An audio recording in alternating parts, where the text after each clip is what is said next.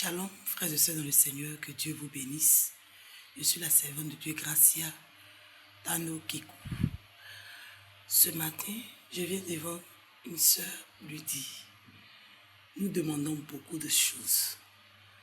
Beaucoup, mais nous oublions l'essentiel.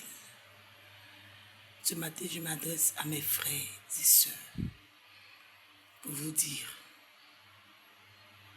ce qui va nous faire évoluer dans la vie, c'est que nous fassions ce que Dieu veut et non pas ce que nous voulons.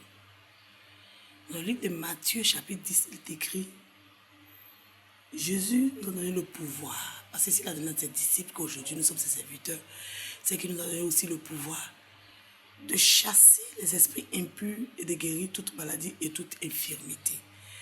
Un peu plus loin, dans le verset 8, il est écrit, guérissez les malades, ressuscitez les morts, purifiez les lépreux, chassez les démons. Vous avez reçu gratuitement, donné gratuitement. Jésus nous a donné le pouvoir. Et si nous l'avons perdu parce que nous sommes tombés, ou soit nous sommes allés nous vautrer dans les choses de l'ennemi, et que nous avons repris connaissance par la grâce infinie de Dieu, il faille que, au lieu de chercher les choses de ce monde, que nous puissions nous dire, il est temps de rechercher les choses d'en haut. Et les choses d'en haut, c'est ce que Jésus nous a promis. C'est ce que Jésus nous a donné.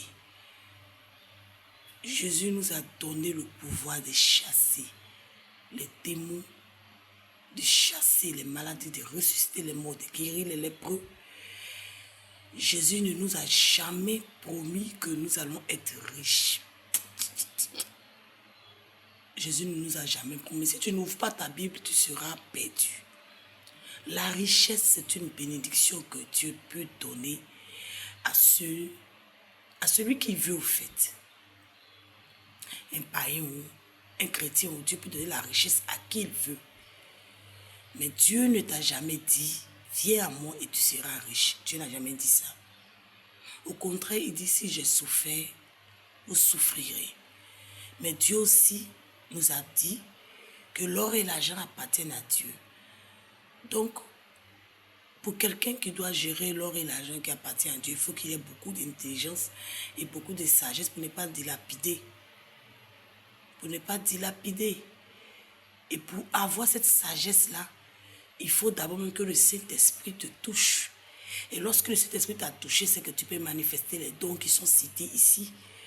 Et là même encore, quand Dieu te donnera encore l'or et l'argent, tu sauras que ça ne vient pas pour toi seul, ça vient aussi pour aider les malades. Tu n'as pas dit à un malade, lève-toi, et puis tu n'as pas l'assister. Tu n'as pas dit à un lépreux, sois pur, et puis tu n'as pas lui donné quelque chose quand même pour commencer le commerce. Tu ne vas pas chasser un démon de la vie de quelqu'un, et puis tu vas le laisser comme ça, tu vas l'assister. Donc, avant de demander l'or et l'argent, il faut d'abord réclamer la présence du Saint-Esprit en toi.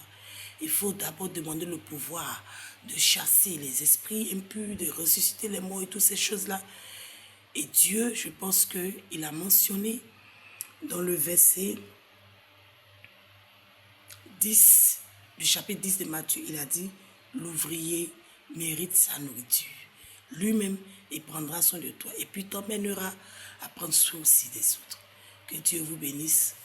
J'espère que je me suis bien exprimé par la grâce de Dieu. Shalom.